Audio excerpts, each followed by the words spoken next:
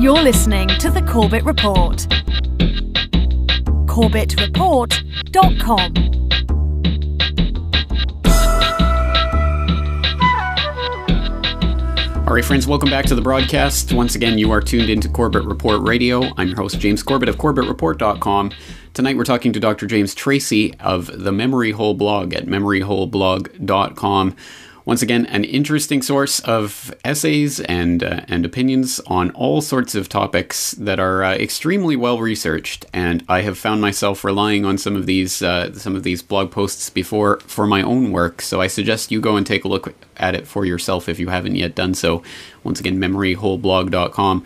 So, Dr. Tracy, let's start talking a little bit about the academy, generally speaking.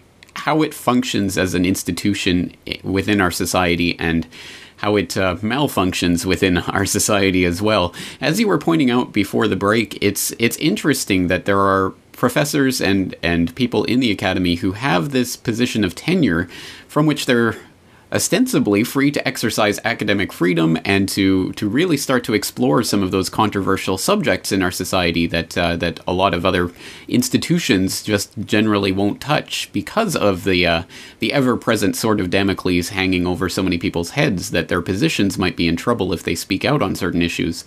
Well, for tenured professors, of course, that is not a concern, so one would expect the most cutting-edge and the most vociferous criticism of the status quo to be coming from the academy. And yet that's often not what we see. So from your perspective as an associate professor and as someone in the system, tell us what you see in terms of how the academy actually functions as a tool of social critique. Well, first of all, I want to be careful not to paint with too broad of a brush because professors, for example, in, say, physics or engineering, might not be suited or inclined to comment on political concerns and the like. Professors, for example, in English who are teaching medieval literature, of who I know, in fact, one here on campus mentioned to me, I'd love to teach your classes because it sounds so interesting. I think that I'm well situated teaching classes on journalism and the news media and the like, which you cannot teach without touching on the political. I'm fairly well positioned and fortunate to be able to contribute in that regard. And I think that many other individuals in the academy are as well. For example, historians and political scientists and the like. But that's not as much the case as one would expect. Also sociologists. And there are a number of facets to this that we could break down.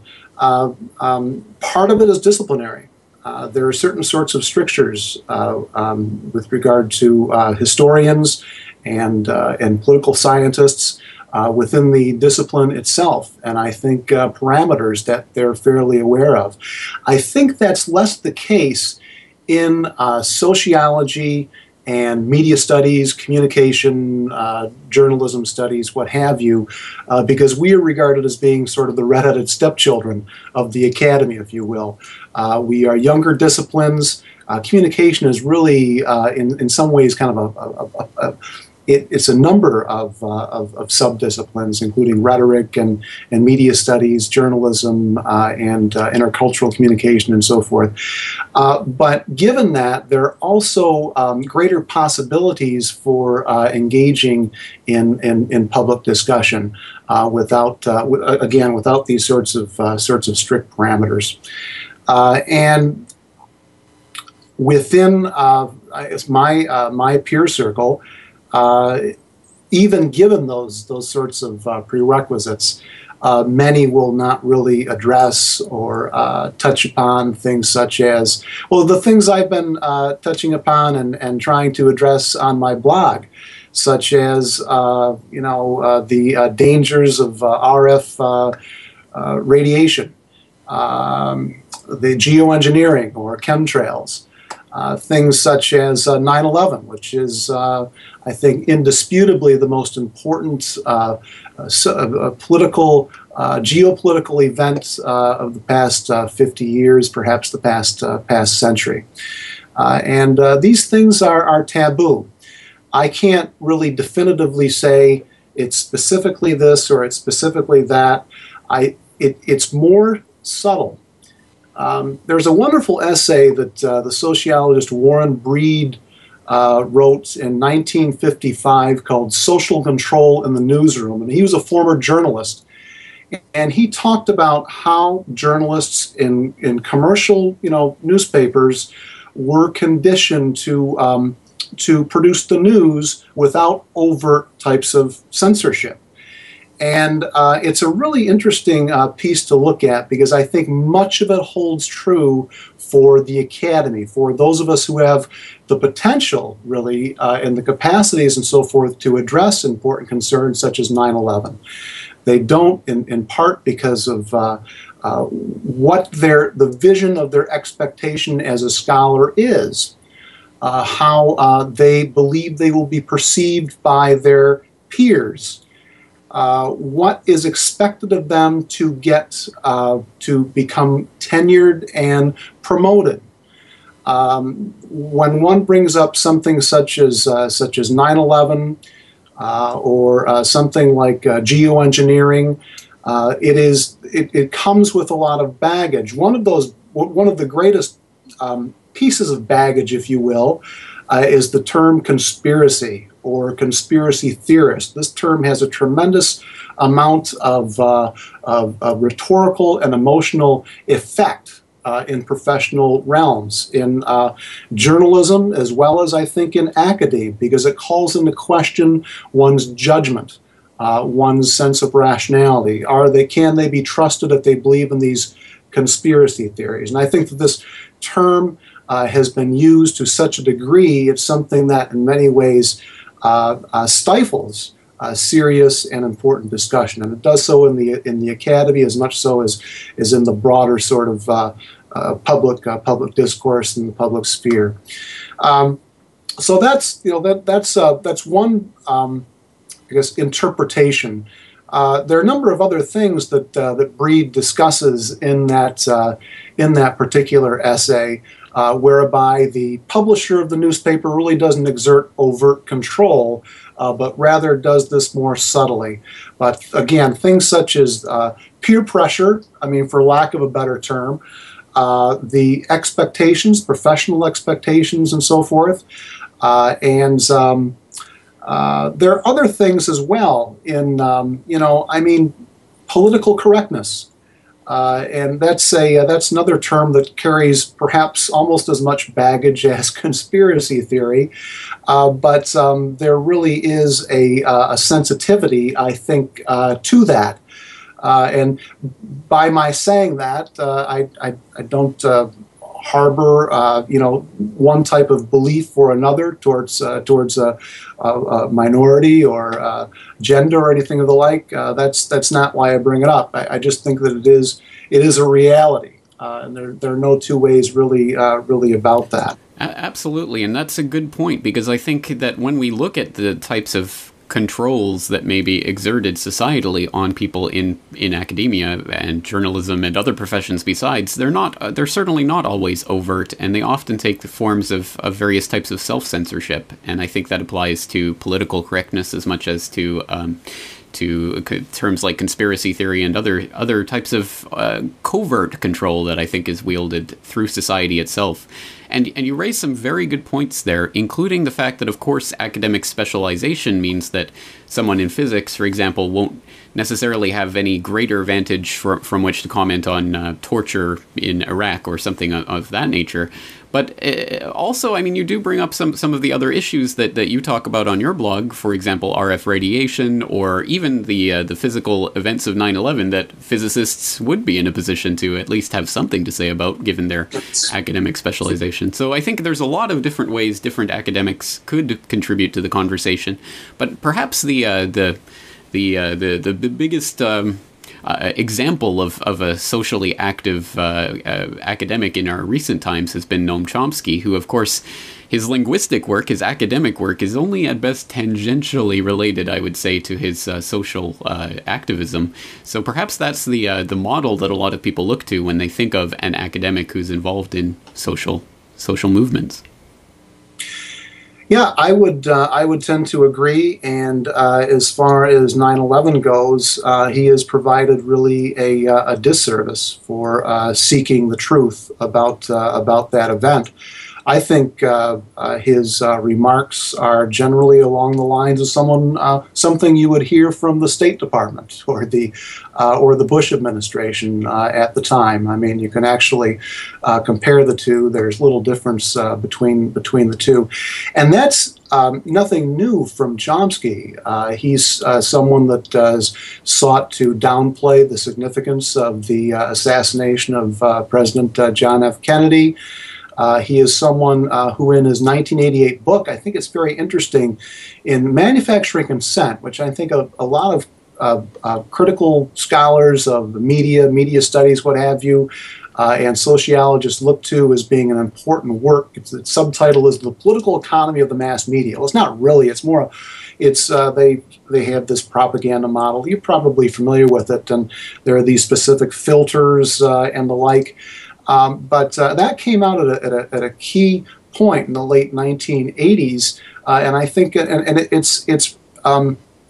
it is preceded by The Political Economy of Human Rights, a 2-volume work by he and Ed Herman, who was a professor of economics at the Wharton School at University of Pennsylvania in the late 70s, just shortly after the Church Committee hearings, when there was a great deal of controversy following Bernstein's work about the CIA's involvement in the media. So that work, in many ways, I think really tended to shift attention away from the tremendous effect that the intelligence community has had, and presently, I believe, I would contend, has. Absolutely. All right, let's hold it there. We're coming up against another break. We'll take a short breather, and we'll be back talking more with Dr. James Tracy right after this.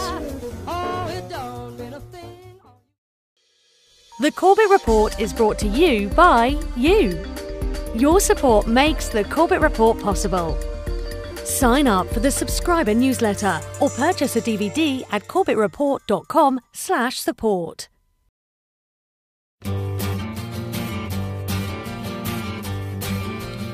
All right, friends, we're back once again talking to James Tracy of memoryholeblog.com, and tonight we're talking about academia, academics, and their role in society as potential, well, and sometimes often great speakers of truth when it comes to certain issues.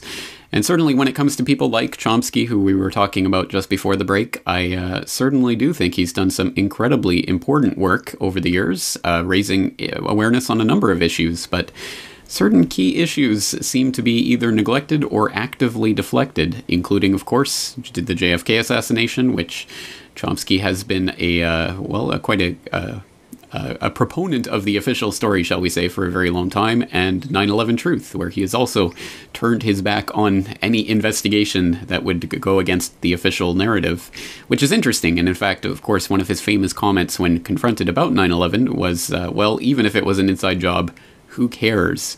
He literally said that, which is just such a bizarre statement to make that it beggars imagination, especially when he was just finished saying that if that had been done and if the truth came out, it would basically consign the Republican Party to the dustbin of history if it was found to be related to George Bush. So obviously people care. Again, the mental backflips that have to be done to avoid inquiring too deeply into certain areas, of course, raises suspicions. And of course, there are the people out there who speculate about Noam Chomsky's own ties to the intelligence agencies and things like that. Of course, I don't speculate about that because I don't really have access to that information, but I do find it interesting when certain academics will go out of their way to avoid certain inquiries. And, of course, this can also lead to a sort of institutional analysis of organizations like MIT, which, of course, employs Mr. Chomsky, and, of course, is also deeply related to the American military intelligence establishment, and being somewhat seen as an adjunct of that for all the research that goes on there that's related to the Department of Defense. So there are certain ways in which I guess we can see that academia links directly into that edifice of the status quo that academics would ostensibly be going against, right, Dr. Tracy? Oh, certainly. And one of the big factors in that regard is the foundation support for research, which is increasingly relied upon as state funding for the institutions of higher education decrease. And it's something that I'm more distanced from, being in a college of arts and letters, but certainly in the hard sciences, there's very significant competition for grants and things of the like, and there's no real concern whether or not that grant comes from the likes of Lockheed Martin or the Department of Defense. I mean, the morals and ethics and what have you of accepting a grant to produce a certain type of killing technology generally goes right out the window. And I'm not speaking specifically with regard to my own institution. I'm talking in a general sense about academia. Absolutely. Well, it does raise worrying questions because, of course, it's always the question of who is funding this research. And obviously, when one is funding research, one expects something out of it. So the Department of Defense is not just some passive observer in the background to all of this. Of course, they do have a finger in the pie of a lot of these research projects that go on in the hard sciences, as you say. But it extends, I think, even into things like media studies, etc. I know, for example, you've written about the Rockefeller Foundation and its various educational and research grants and things that it's provided in the past. And I know you've also written about the incident, the War of the Worlds incident. I believe you wrote about that, where that was actually later commissioned as part of a research study into the way that media can affect mass panic, etc., that was partially funded by the Rockefellers, if I'm not mistaken. Yeah, back in the 1930s, I think those were the more formative years for this. But between the mid-1940s, the end of World War II, and the early 1960s, during the Cold War period, a great deal of funding from the government as well as from foundations went to fund psychological warfare research. And this is in part what really formed the basis for mass communication and journalism studies and media and the like. Yeah, a lot of the funding did come from defense interests, if you will, war-creating interests, as well as from foundations. Yeah. Well, of course, that raises the prospect of a more overt type of control. Obviously, funding is provided for a reason and expects certain results. What do you think is the awareness in academia of this, and to what extent is it just sort of passively accepted as the way the system functions? Well, I could provide some examples that might be anecdotal. I bring this up sometimes with colleagues with regard to the funding for so-called independent, alternative, progressive left media. How much of their funding, in fact, I've written about this, how much of their funding comes from foundations? And what is the relationship between that funding and the fact that they will not address things such as 9/11 in a vigorous way? They will not address things such as geoengineering or RF.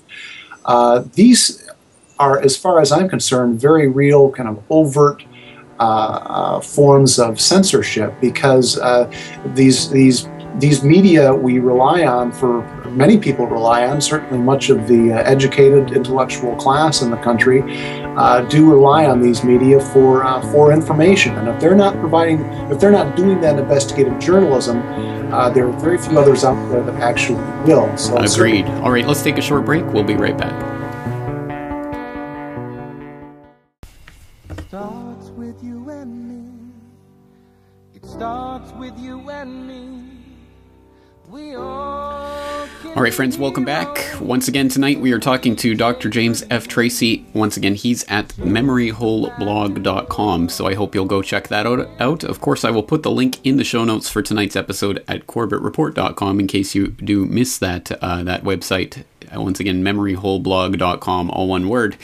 And tonight we're talking about academics, academia, and the function that the academia can play in a society in terms of social critique, etc. And I I hate to go back to it once again, but we have been talking about Noam Chomsky, and once again his name does come up because he has figured so prominently in this for so many decades. And of course he wrote the famous essay, The Responsibility of Intellectuals, back in February 1967, which raised really the idea that that intellectuals are in a way responsible for what's happening at that time in the Vietnam War, and which made an argument that those who are in a position to do so must speak out as strongly as possible, rather than become actively complicit in what's happening there. And it was a very polarizing essay at the time, but has really staked a lot of claims in terms of what academics are responsible for. So do you think, I mean, what position do you think that academics and intellectuals hold, broadly speaking, in the current matrix, when we start taking a look at our current paradigm of the war on terror, the Department of Homeland Security, and all of the things that are being waged in the name of this particular moment in time? How much of that do you think can be pinned on that same responsibility of intellectuals that Chomsky identified in 1967? Well, and I think that's a very important essay, but it's much more important now than it was in the late 1960s, because now we are in this alleged war without end, the war on terror, and yet it seems as if really in many cases there are fewer voices of dissent, particularly in the coming out of the academy. Where I think they do, for many, have a certain degree of credibility, given the fact that they have credentials and so on and so forth, and they're supposed to be learned. But you see, as far as I'm concerned, less of that. I think that is something that has been anticipated by the establishment. I think that's why we have Barack Obama as president for another 4 years, and had him for the previous 4 years. One could argue that the election of Mitt Romney may have electrified the left that are traditionally against war and so forth. Romney might have gotten away with quite a bit less than Obama will over the next 4 years, because you do have that activist element of the left that I think are. I think they have it right in terms of things such as war. I tend to differ in other sorts of areas, but with regard to the anti-war stance, I think that's tremendously important. And many in the academy, their politics are left of center, and so you would think that they would actually be standing up. And I think that the first thing that one has to do in order to address the war on terror is to address 9/11, because that's where it all began. And if one is afraid of going there because they're going to be called names, it's a big step. But if they're afraid of going there, then they're not really able to address the present historical moment. They're going to be addressing it really without any sort of without the foundation that is necessary to concretely address it.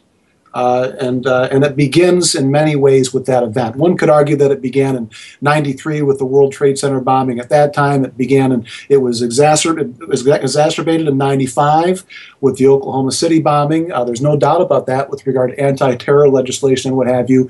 But really, overall, it came to a head with 9/11. So that's something that really has to be addressed. That is not addressed to the extent that it should be, and I think that is. In the late 1950s and early to mid 1960s, there were things such as the Civil Rights Movement and the anti-Vietnam War movement. Out of where that essay by Chomsky came, out of that era, and it was not necessarily popular to stand up and to take a stance with regard to U.S. foreign policy or with regard to the civil rights of African Americans. It's not the same as the case, I think, today with regard to matters such as 9/11 or Barack Obama's foreign policy. People are afraid of being called a racist or conspiracy theorist. But if one is principled, if one has good information, then they should be able to stand up and make it a point to be heard in the public realm, whether it's a show by James Corbett or elsewhere. It's really interesting for me as someone in my generation who has grown up seeing the student protest movements and the campus activism that was going on in the 1960s and early 1970s against the Vietnam War and other such movements that were taking place at that time, and seeing the academy being really the heart of that societal conversation. And to have grown up in my own generation where the idea of that type of radical student activism happening in any sort of form against the ongoing war on terror is almost unthinkable. And it's just such a broad discrepancy. It's really it's so hard to see that, to witness that, being someone who is so staunchly anti-war, to admit that basically there's no possibility of that type of movement arising at this moment in time, just given the general societal situation we're in. Well, how do you think society has been brought so far to the other side of the stance, where it's literally almost difficult to imagine that same type of activism occurring in this day and age? I think that at least part of it has to do with the fact that corporations, or the corporate government nexus, if you will, they have made it very difficult for young people to obtain a higher education. So they have to work their way through college, or they're told they have to go through college, and so they rack up a tremendous amounts of debt. There's less funding. College is more expensive, and so they are working 2 or 3 jobs to make ends meet. At least that's the case at here where I teach. We have primarily a working class, student population, and they generally have to work their way through school. So, the idea of going out and getting involved with any sorts of social protest or what have you, that's the furthest thing from their mind, and that's unfortunate. But I think that is part of it. Although that really does not answer why there isn't protest, for example, in the Ivy League universities, where they don't have to worry about those sorts of realities. So maybe that is as good of a as good of a summation as I would like, but that's certainly the case. That's what I see here. But it's something that is fairly complex. It also, I think, has to a certain degree to do with the culture, with the mass media, to a significant degree, to the dumbing down of the population in terms of their education. I don't think that students today really think of themselves as being citizens. They seldom have a civics class or the equivalent in grade or high school. I used to have in the public opinion class, I begin with an informal public opinion poll with 10 or 12 questions. And one of those questions is name at least one of your U.S. senators and name your representative to the U.S. House. And almost no students can get that. And that's really quite concerning. These are students who are in their late teens, early 20s, and they're also students who in many cases want to be journalists. So maybe they're thinking of sports journalism or fashion journalism, but they have no real concern with politics. And I think that's really the most important thing when it comes to journalism. So there are a number of factors. I think educational, cultural, certainly economic. Again, there's less wherewithal to be able to partake in these sorts of things. And one of the things that I find so unfortunate with regard to young people is that by the time they get done, with their education, they might be 6 figures in debt.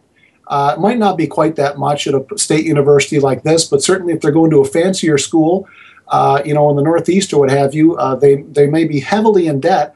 And therefore, they've mortgaged their time. They've got to go out and work. They can't go somewhere and get an internship, say it's at elected official's office, or they cannot go around and tour the world for a year or two. Maybe go to Japan and teach English. I think that's where what you did after school.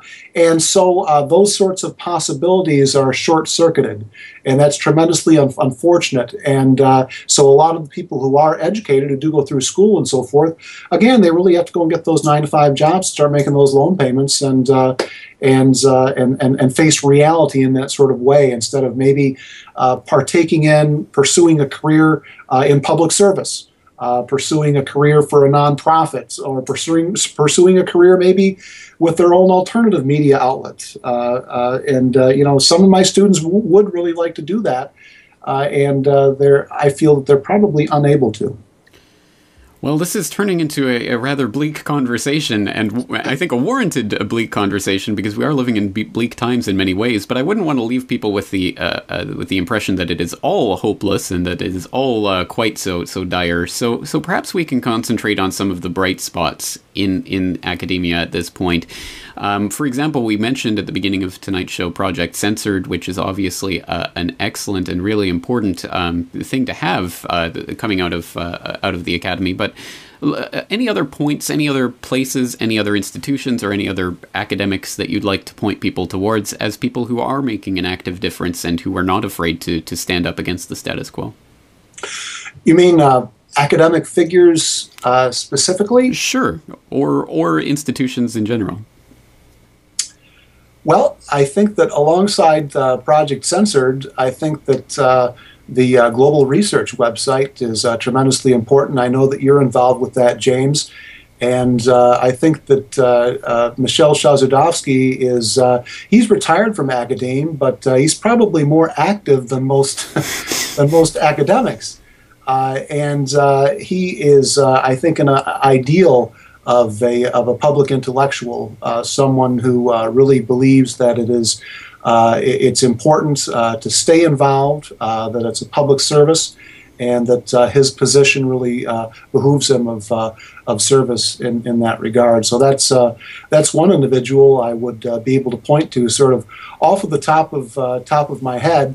I think that there are a number of academics who also do consider themselves activists and what have you, in terms of commentary and the like, that I know and I'm familiar with. The folks at Project Censored, for example, I think one of the reasons that I hold them in such high regard is that they've not retreated in terms of 9/11, and they've lost individuals who have been involved in their editorial board or board of advisors as a result of that. And that's unfortunate, but they have stood their ground, and that is a forum whereby things involving 9/11 can be included, and scholars, intellectuals that do address that topic are not shunned. And I don't know if that's the case in many academic communities, or sub-communities, if you will.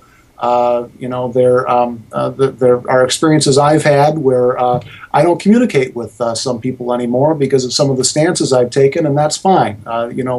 We have to be our own individuals. Those are two sites I could think of. I think that there are a lot of people who are doing fantastic work, who are role models. James, I've played your videos in my classes. I think that there are fantastic figures such as Tony Cartolucci and Niall Bowie and Paul Joseph Watson, for example, at InfoWars. And these people are doing investigative journalism and work on geopolitics and on civil liberties concerns that just are not addressed anywhere else. And if we didn't have them, think of how much less informed we would be. And I think that also goes with your work, James.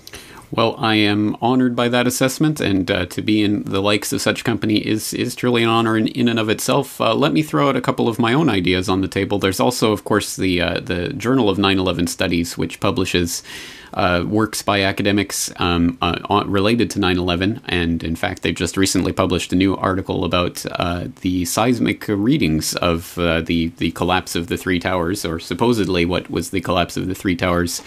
And very interesting studies being published there all the time. Also, I'm not sure if you're familiar with Peter Dale Scott and the excellent work that he's done examining some of the deeper social institutions that most academics stay away from. But then again, it's a case of a poet, a literature professor who has done some of the best works on geopolitics and deep politics and parapolitics that I think has been done in academia in recent decades, which is, again, something of an indictment against the people who are actually supposed to be studying this actual field. Yeah, with regard to Peter Dale Scott, I think of Alfred McCoy as well, who's, I believe, at University of Wisconsin-Madison.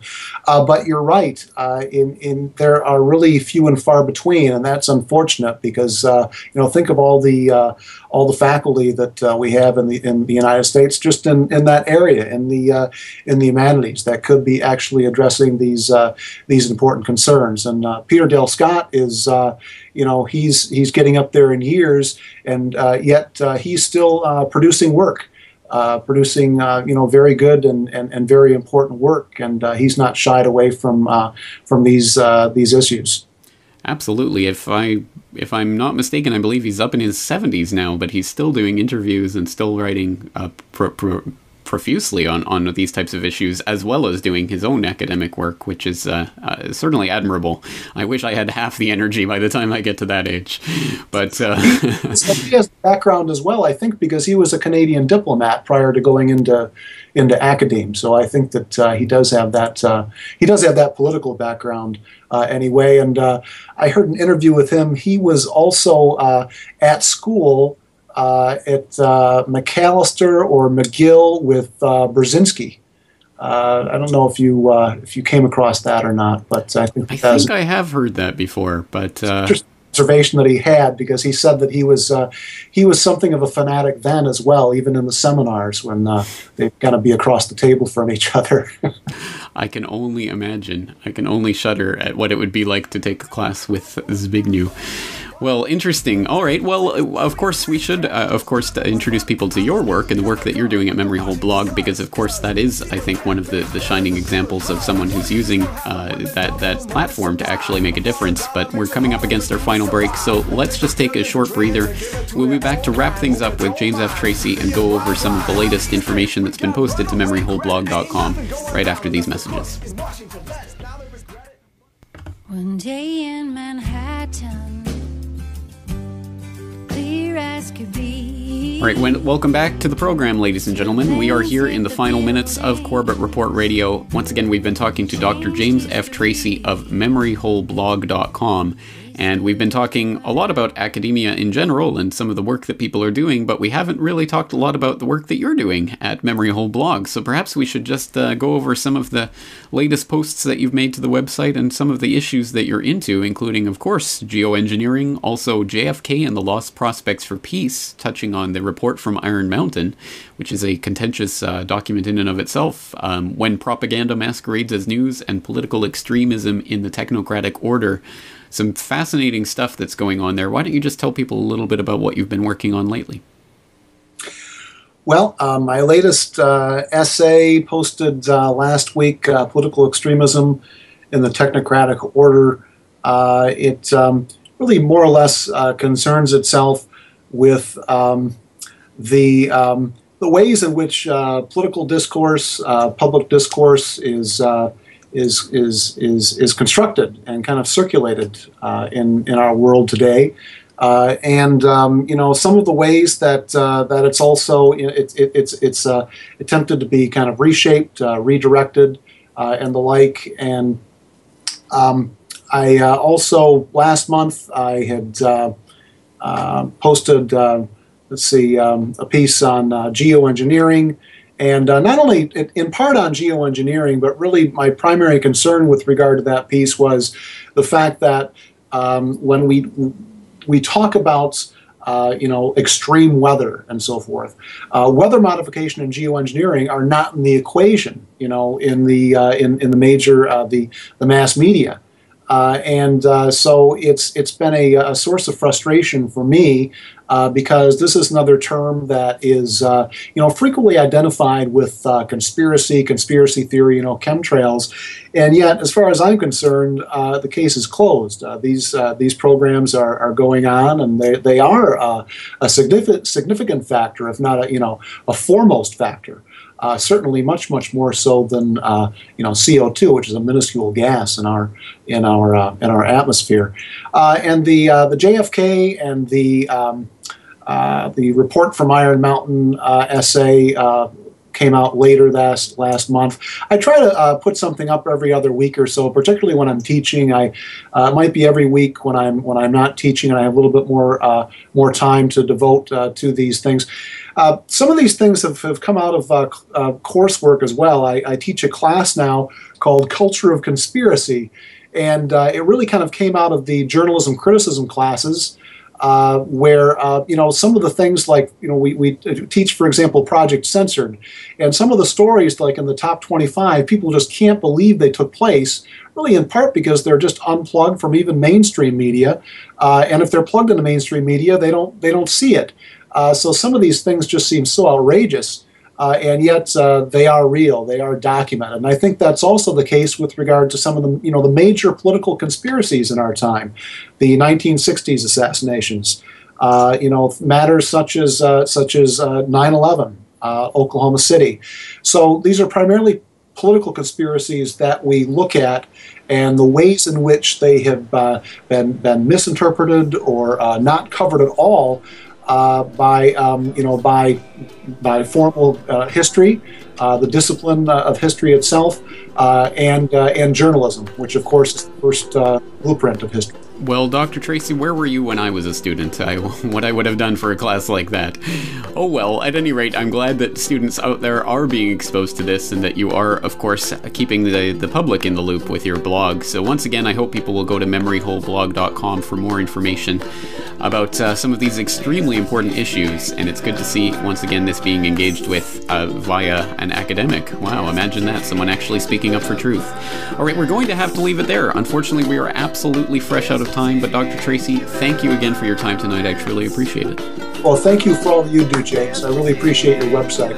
Excellent. All right, we'll leave it there, but we'll be back 23 hours from now, so thank you for listening and take care.